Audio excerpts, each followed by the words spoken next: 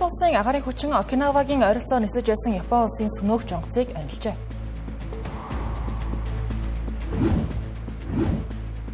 Америк нэгдсэн улс үндэсний аюулгүй байдлын шинэ стратеги танилцууллаа.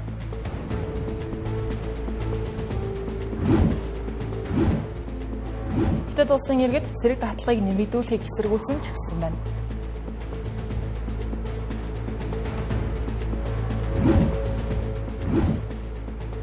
Хонконгийн хууль тогтоох зөвлөлийн сонгуулийн эрс таар байна.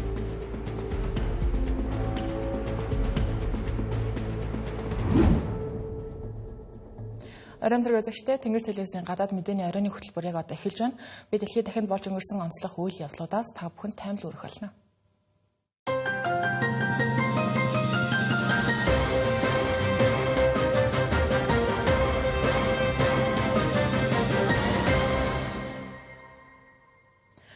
Өнгөрсөн 7 хоногийн нэм гарагт Окинавагийн ойролцоо нисэж байсан Японы сүнөөгч онгоцыг Хятадын агаарын хүчин байлдааны зориултай радарыг тусгаж онилсон хэрэг гарсан байна. За үүний улмаас хоёр улсын хооронд сүүлийн 7 хоногт хурцтаад байсан нөхцөл байдал улам ширүүслээ гэж хэлж болохоор байгаа юм. За байлдааны зориултай радарыг тусгаж онилсон гэдэг нь өөрөө нисэх онгоц руу довтлох, пуужин чиглүүлэх зорилготой байсан гэсэн утгатай. Өөрөөр хэлбэл радар нь тухайн онгоцонд байршуулах горимд орж пуужин эсвэл ямар нэг зэвсэг шууд чиглэн буудахад бэлэн болсон гэсэн ойлголт байна. Энэ өөрөө дайсан гэж үзэж байгаа зорилтод объектыг барьж авсан дохио гэсэн үг. Таврт өмнө хоёр улсын хооронд ийм асуудал огт гарч байгаагүй. Япон улсын баталгаа хамгааллын сайд Шинжиро Коизуми нэм гарагийн үүрээр яаралтай хэвлэлийн хурал зарлаж энэхүү үйлдэлийг тун ноцтой аюултай алхмаа гэдэг хэлсэн байгаа юм. Намун тэрээр Япон улс Хятадд хүчтэй эсэргүүцэл илэрхийлэн дахин ийм зүйл болохгүй байх хатуу шаардлага тавьсан гэдэг хэлсэн байна. Мөн Японы талаас мэдээлж байгаагаар болсон явдлыг харах юм бол Бэм гарагт Окинавагийн өмнөд зүгт олон улсын хилээр нисэж байсан F-15 онгоц руу Хятадын сүнөөгч онгоц 2 удаа онилсон юм байна. Эдгээр Хятадын онгоцууд нь тус улсын анхны нисэх онгоц тэгч Леоны хөлгөөс хөөрсөн байж. Гэхдээ хэргийн үеэр Хятадын Леоны онгоцны зөөгчөөс нийтдээ бараг 100 удаагийн сүнөөгч онгоцны хөөрөлд бүртгэгдсэн байна. Хөөрсөн J-15 онгоцууд Японы F-15 онгоц руу 2 удаа. Бүр тодруулбал 16 цаг 32 минутанд үүнээс 2 цагийн дараа галын удирдлагын радарыг чиглүүлсэн байна. Ийм радар нь зэвсэг оноох, пуужин түлхэхэд ашигладаг учраас энэ үйлдэл нь шууд халдлагын занал хэлэл мэт ойлгогдож, үүний улмаас нисгэгчид яаралтай зай барих, маневр хийх шаардлагатай болдог юм байна. Үүн дээр нэмээд энэхүү бүс нутаг нь өөрөө аль альнийх нь их баригчдын зүгээс өөрсдийнх нь газар нутаг гэж үздэг арлуудын ойролцоо болсон учраас нөхцөл байдал илүү эмзэг байна. Япон улсын ерөнхий сайд Такаичи Санаа энэхүү үйл явдлыг харьцангуй тайван хүлээж авсан ч гэсэн хатуу байр суурьнаас хандна гэдгийг хэлж байна. Мөн тэнгис агаарын хяналтаа нэмэгдүүлэх бүх боломжит арга хэмжээг авна гэдгийг хэлсэн байна. Япон улсын гадаад хэргийн яам Хятад улсын элчин сайдыг дуудаж эсэргүүцлээ илэрхийлсэн байна. Харин Бээжингийн зүгээс энэхүү Японы мэдээллийг өгөөсгөж Хятадын тэнгисийн зэргийн төлөөлөгч Ван Шюмэнгийн хэлж байгаагаар Леоны хөлөг урьдчилан зарласан хуваарийн дагуу ердийн сургалтын нислэг хийж байсан. Япон улс нь саармагжуулах ажиллагааг мушгин гуйлж байна гэж хэлсэн байна. Мөн Японы талаас доромжлон гүтгэх ажиллагаагаа нэн даруй зогсоох ёстой. Хятад улс өөрийн аюулгүй байдал, хууль ёсны ашиг сонирхлыг хамгаалахын тулд шаардлагатай арга хэмжээг авна гэсэн байна. Энэс сануулгад хоёр улсын харилцаа энэ сарын ихээр огцон муудсан гэж хэлж болно. Япон улсын ерөнхий сайд Такаичи Санаа парламентын байнгын орооны хурлын үеэр хэлэхдээ Хятад Тайванд халдвал энэ нөрөө Японы тусгаар тогтнолд занал хийсэнд тооцогдож Япон улс цэргийг хөдлөх нөхцөл үүсэж магадгүй гэж хэлсэн. Бээжингээс ширүүн эсэргүүцэл дагуулсан байдаг. Хятад улсын зүгээс түүнийг улаан шугам давсан хэмээн буруушааж мэдээлэлээ буцаахыг шаардаж байсан байдаг. Дараагийн бас мэдээ. Америк нэгдсэн улс шинэ үндэсний аюулгүй байдлын стратеги танилцуулсан байна. Энэ удаагийн баримт бичиг нь Дональд Трампын 90 үеийн гадаад бодлогын чиглэлийг тодорхой харуулсан байна. Ингэхдээ Вашингтон олон улсын асуудалд оролцохоо хумиж харин баруун хагасын буюу Америк твдэх өөрийн давмгай байр суурийг сэргийхийг тэргүүн зорилттой болгосон байна. Энэхүү стратеги нь өмнөх ерөнхийлөгч буюу 2022 онд Жо Байдены үед гарсан хувилбараас тис өөр байна. Хятадтай өрсөлдөөн гол сорил гэж тодорхойлохын оронд Америк нэгдсэн улс үндэсний эрх ашигт тулгуурсан реализмын үзэл баримтлалд тулгуурлаж улс орнуудын дотоод тогтолцоонд нөлөөлөхөөс зайлсхийж олон улсын байгууллагаас хараад бус бодлогоо баримтлахад онцолсон байна. Түүнчлэн баримт бичгийн гол хэсэг дэлхийн баруун хагасыг Америкийн нэгдсэн улсын энийн тэргүүний стратегийн орон зай гэж тодорхойлсон байна.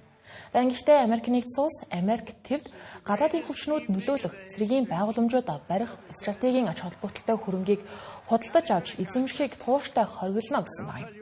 Намун Америк нэгдсэн улс бүс нутгийн улс төрийн хүчнүүдээс Америкийн зарчим ашиг сонирхолтой уялдах талуудыг дэмжинэ гэсэн байна. Энэ нөр Аргентины ерөнхийлөгч Хавьер Милейд зориулсан 40 тэрбум $40 санхүүгийн дэмжлэг энэ бодлогын шууд илэрхийлэл гэж хэлж болохоор. Хятадтай хийх өрсөлдөөн стратегийн тэргүүлэх зорилт биш болсон ч гэлээ Тайваны асуудал Америк нэгдсэн улсын аюулгүй байдлын баримт бичигт хിവэрэ тод байр суурьтай байна. Данхүү стратегт Тайваныг хүчээр эзлэх оролдлого дэлхийн чипний зах зээлийн нийлүүлэлт Аз намхан далайн арлуудын гинжин сүлжээнд ноцтой нөлөө үзүүлнэ гэж анхааруулсан байна. Америк нэгдсэн улс энэхүү аргалдах ямар ч түрэмгийллийг нэгцааж чадамжтай зэвсэгт хүчин бүрдүүлнэ гэсэн байна. Үүний зэрэгцээ холбоотнуудтай ялангуяа энэтхэг улсыг цэргийн зардлаа нэмэх, бүс нутгийн тэнцвэрийг хадгалахад илүү идэвхтэй оролцохыг уриалсан байна. Харин шинэ стратегт Европын тухай дүгнэлт хамгийн хурц өнгө аястай байсан байна.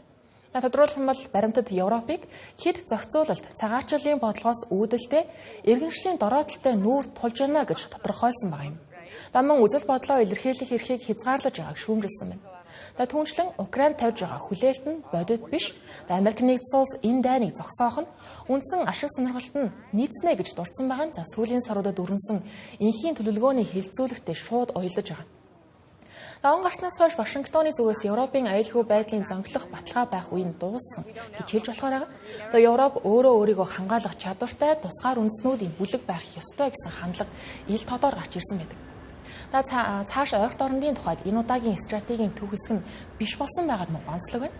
Америк нэгдсэн улс эрчим хүчний том үйлдвэрлэгч болсон бүс нутгийн өрсөлдөөнүүд харьцангуй буурсан зэрэг шалтгааныг дурдж ойролт орнод Америкийн гадаад бодлогын гол дарамт байхаа болсон гэсэн байна.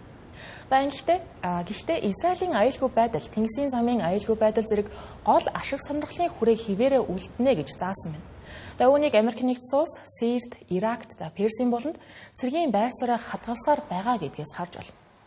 Эцэст нь энэхүү баримт бичиг Америк нэгдсэн улсын гадаад бодлого, хүний эрх, ардчлалыг түгээх зорилгоос ухарч хооронд нь ашиг тулгуурсан бодит боломжид нийцэх харилцааг эрхэмлэнэ гэж зарим улс төр шинжээж дүгнэж байна. Америк нэгдсэн улс нь дэлхийн улс орнуудад өөрийн үнэт зүйлийг тулгахгүй харин худалдааны болон аюулгүй байдлын хамтын ажиллагааг нэн тэргуунд тавина гэж нөгөө талаас тайлбарж байгаа хүмүүс байна.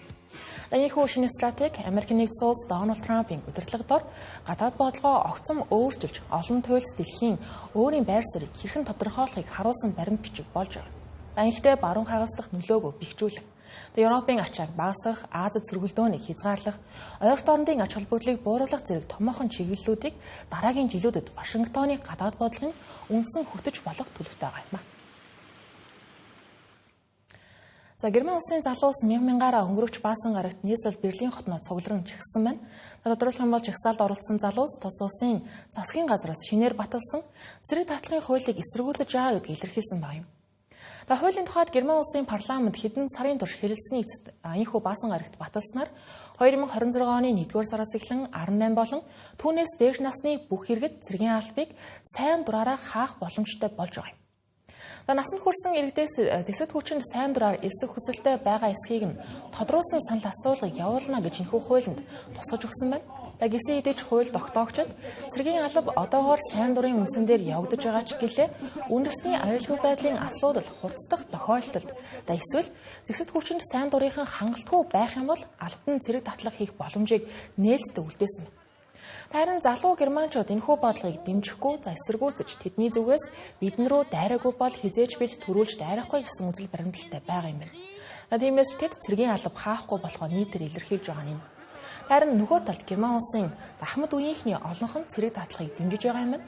Энэхүү хуулийг батлах болсон цаад шалтгааны хувьд хэрвээ Орос Украины улсууд илүү том хэмжээний мөргөлдөөн үүсгэж байдал хурцдах юм бол ганц Герман биш, Европын олон улс орнууд өөрсдийн аюулгүй байдлыг хангахаар цэрэгжилтийн бэлэн байдалд орохын тулд гэж тайлбарж байгаа. Энэхүү хуулийн төсөлд Германы зэвсэг хүчнийг 2035 он гэхэд 260 мянган байнгын цэрэг, 200 мянган нөөц хүч бүхий цэргүүдтэй болгохоор зорилт тавьсан байна. Үүнд хүрэхийн тулд шаардлагатай тохиолдолд албан цэрэг таталт хийнэ гэж тусгасан ч гэлээ залуус ашигтай байдлаар сайн дурын цэргийн айран байгуулахад анхаарна гэд олон талд хөрвөх чадвартай байхаар хуульчилсан байна. Гэхдээ Герман улс нь одоогоор 184 мянган орчим цэрэгтэй бөгөөд тавьсан зорилтоос нь харах юм бол дараагийн 10 жилд цэргийн тоогоо 80 мянгаас дээш хэмжээгээр нэмэгдүүлэхээр төлөвлөж байгаа нь харагдана. Харин сайн дурын цэргүүдэд засгийн газраас сарын 2000 еврогоос дээш цалин урамшууллыг санал болгож байгаа бол Герман улсын залуу ёолох зээд үеийнхний дийлэнхт нь цалинтай байсан ч гэсэн дайнд оролцох хүсэл байхгүй Германы төлөө тулалдахгүй гэдгээ хэлээд байгаа юм. Гэвч энэхүү батлагдсан шинэ хуулийн дагуу 2008 оны 1-р сарын 1-ээс хойш төрсэн эрчүүд цэргийн үзлэгт заавал орох шаардлагатай болно. Энэ цэрэг татлахын асуудал нь зөвхөн Германд болж байгаа хэрэг биш. Европ даяар дэвсгэр хүчин болон цэргийн албыг хүчирхжүүлэх гэсэн бодлого, санаачлага Франц, Итали, Бельги гэд олон орнуудаар дор дорны онцлон ажиллаж байгаа юм. Хонконгод 11-р сарын 26-ны өдөр гарсан Тайпо дүүргийн галын улмаас 159 хүн амьсгалан алдсан эмнэлэгтэй явдалтай зэрэгцэн хууль тогтоох зөвлөлийн сонгуул өчигдөр болж өнгөрлөв. Хэдийгээр маш олон хүний амнаас өргөдөж олон айл өрх хохирсон гар цохрол асар хэмжээгээр амсан явдал гарсан боловч Хонконгийн цацаграгааны онцгой бүсийн засгийн газрын тэргүүн Жон Ли хууль тогтоогчдод хандан сэргээн босголтод болон амь үлдгэсэд дэмжих тусам шаардлагатай байгааг сануулж санал хураалтыг үргэлжлүүлсэн байна. Сонгуулийн эрс 31.9% байсан юм. Энэ нөрөө түүхэндээ хамгийн доод түвшиндээ хүрсэн 2021 оны эрс олох 30.2%-аас маш бага хэмжээгээр илүү гарсан дүн баг. Түн ойролцоо байсан гэсэн. Ийхүү эрс султай жил болж өнгөрч байгаа нь Хятадаас Хонконгийн сонгуульд гаргасан шинжилгээний улмаас ардчлалыг дэмжих намуудаас нэр дэвшигч нар сонгуульд оролцоогүй учраас замун нийт 90 суудлын ердөө 20-ыг нь олон нийтийн санал хураалтаар сонгосон гэдэгтэй холбоотой байж магадгүй. Их баригчид сонгуульд иргэдийн оролцоог нэмэгдүүлэхийн тулд тухайн өдөр санал авах цагийг уртасгаж шинэ санал өгөх байршлуудыг нээсэн байна. Гисэн эдэж галт төмрийн улмаас иргэд засгийн газарт итгэх итгэлгүй болж дургуутслаа ийхүү илэрхийлсэн байгаа нь сонгуулийн дүнгээс харж болохоор байна. Энэхүү сонгуулийн үеэр болж өнгөрсөн хэрэгээс дурдвал захим сүлжээнд сонгуулийг бойкотлохыг буюу эсэргүүцхийг уриалсан олон нийтийн хөдөлгөөн өрнөсөн байна. Үүнд иргэдийг саналаа өгөхөөс татгалзахыг эсвэл хүчингү санал өгөхийг уриалжсэн бол хөдөлгөөний ард байсан дөрвөн эрэгтэйг баривчилсан байна. Хүний эрхийн ажиглагч байгууллага болж өнгөрсөн уг сонгуульд нэр дэвшигчдийн улс төрийн мэдлэгээр мэтгэлцдэг мэтгэлцэн болон сонгуул тавигдах ардчилсан хяналт сул байсан гэдгийг шүүмжлэн хэлж байна. Үүний улмаас иргэд олон нийт засгийн газарт итгэх итгэлээ алдаж байна гэж тайлбарлсан байгаа юм. Франц улсын Парис хотдох Луврын музейд 11-р сарын 26-нд доторх сантехникийн эвдэрлээс үүдэн хэмжээний ус алдсан хэрэг гарсан байна. Гэвч энэхүү музей тус асуудлыг олон нийтэд өчигдөр л мэдээлсэн байна. Музей мэдэгдэж байгаагаар энэхүү ус алдалт нь Египтийн эртний эдэл хадгалдаг хэсэгт гарсан юм байна. Одоогоор бүтээлүүдийг хатаах болон сэргээн засварлах ажил эхэлсэн байгаа гэж байгаа юм. Үүнд дуртагсан үзмрүүдийн дунд 19-р зууны сүүлээс 20-р зууны ихэнх үеийн Египт судлалын ном, сэтгүүл, шинжлэх ухааны баримт бичгүүд гэх мэт нийтдээ 300-аас 400 орчим бүтээл багтсан байна. Энэхүү музейн зүгээс эдгээр соёлын үеийг бүрэн сэргээхээ мэдгдсэн ч гэлээ уг үйл явдал нь Луврын музейд олон жилийн турш яригдсан боловч дорвитой шийдвэрлэгдээгүй засвар үйлчилгээний бүтцийн асуудал байсаргааг дахин харуулсан хэрэг болж байгаа юм. Тодорхойлох юм бол ус алдалтаас ердөө 1 сарын өмнө музейд 100 сая ам.долларын үнэлгээ бүхий үзмрүүдийг 8 минутын дотор хулгайсан хэрэг гарсан. Хэрэг гарах үед музейн өрөөнүүдийн аюулгүй байдал хангалтгүй. Зөвхөн 39% нь хяналтын камертай байсан байдаг. Мөрдөн шалгалтын явцад 4 этгээдийг баривчилсан ч гэлээ алдагдсан үнэт эдлүүд одоо хүртэл олдоогүй хэвээрээ байна. Түүнчлэн өнгөрсөн сард барилгын бүтцийн асуудлын улмаас Грекийн керамик цуглуулга хадгалдаг компани галерейг хэсэгчлэн түр хаагаад байсан. Дэлхийд хамгийн олон жуулчин хүлээн авдаг Парис хотын бэлэг тэмдэг болсон энэхүү Луврын музей өдөрт дунджаар 24,000 орчим жуулчдыг хүлээн авдаг ч гэлээ. Энэ мэт тохиолдлуудын улмаас харахад музейн дотоод бүтцийн асуудал ноцтой хэмжээнд хүрснийг харж болохоор байна. Нөгөө талдаа Луврын музей тулгамдж байгаа асуудлуудыг шийдвэрлэхийн тулд тасалбарынхаа үнийг нэмэх шийдвэрийг саяхан гаргасан юм байна. Энэхүү өөрчлөлт нь Европын холбооны иргэдэд нөлөөлөхгүй. Бусад улсаас ирж байгаа жуулчдын тасалбарын үн 32-оос 37 еврогийн хооронд байхаар нэмэгдсэн байна. Энэ шийдвэрийн хэрэгжил эх оны 1-р сарын 14-ноос хэрэгжиж эхэлнэ. Тасалбарын ханш багадаа 10 еврогоор тус өсөж байгаа юм байна. Мэдээ үргэлжлүүлж байгаа энэ хэсэгт бид зарим мэдээллийг товчоор багслан мэдээлж болно. Нигер улсын ерөнхийлөгч Боло Тинибу Бенин улсад гарсан төрийн эргэлтийг тогтоон барихад туслахын тулд сүнөөх жонгот цэргүүдээ илгээсэн тухайга мэдгдлээ. Мэдээлэл дурдсанаар Бенины ерөнхийлөгч Патрис Талон 2 чудаад тусламж хүссэн ба нэг нь Нигерийн шуурхай агаарын дэмжлэг гэжээ. Нигерийн сүнөөх жонгоцууд эхлээд Бенинийн агаарын орон зайд нэвтэрч төрийн эргэлт гаргахаар нэгдсэн цэргүүд байрлаж байсан үндэсний телевиз болон цэргийн баазыг хяналтандаа авсан байна. Дараа нь Бенинийн засгийн газар төрийн байгууллагуудын аюулгүй байдлыг хамгаалахад туслахыг хүссэсний дараа Нигер газар дээрх цэргийн ажиллагааг эхлүүлжээ.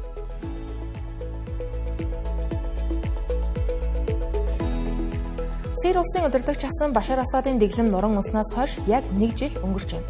Энэхүү өдрийг тохиолдуулан Башар Асадын үед хоригдож байсан хүмүүс болон амир өгсөн хүмүүсийн гэр бүлийнхэн ахин олон нийтийн анхааралд орж байна. Тухайлбал 2018 онд цэргийн халднаас зогцсон хэрэгээр баривчлагдсан Мохаммед Марван Сирийн хамгийн харгас гэдгээр нэртэй Сайднагийн шоронд 6 жил хоригдсны дараа 2024 оны 12 дугаар сарын 8-нд босолгын үеэр суллагдаж ажээ. Тэрээр байнга зодуулж эрүүдэн шүүлэнд ордог байснаа ярьж ямар ч ирэх байхгүй амьсгалчин зогсох хүртэл эмнэлэг дуудахгүй гэж харгалзагч нар нь хэлдэг байсан талаар ярьжээ.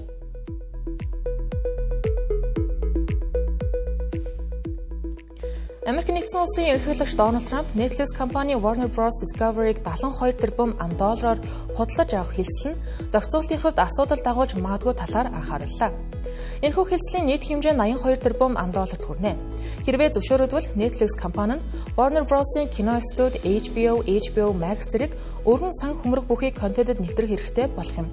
Харин Дональд Трамп энэхүү хэлслийн зах зээлийн төвлөрөлд үзүүлэх нөлөөг онцолж Netflix аль хэдийн маш том зах зээлтэй. Харин Warner Bros.-ыг авбал бүр ч ихээр өсөж монополийн шинжтэй болж магадгүй талаар хэлж байгаа юм. Тиймдээч энэхүү хэлслийг батлах ажил чамгүй удаан хугацаанд үргэлжлэх төлөвтэй байна.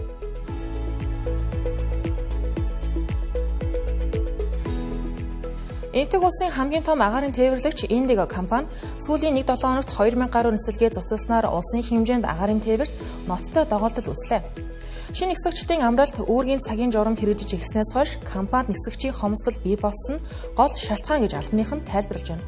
Цус сарын ачаалттай үеийг бодолцсон засгийн газраас Indigo компаниг шинэ журмаас төр чөлөөсөн боловч нөхцөл байдалд ирцэнгүй. Зөвхөн өнгөрсөн 1 гаруй гэхэд 600 гаруй нислэг туслагдсан байна.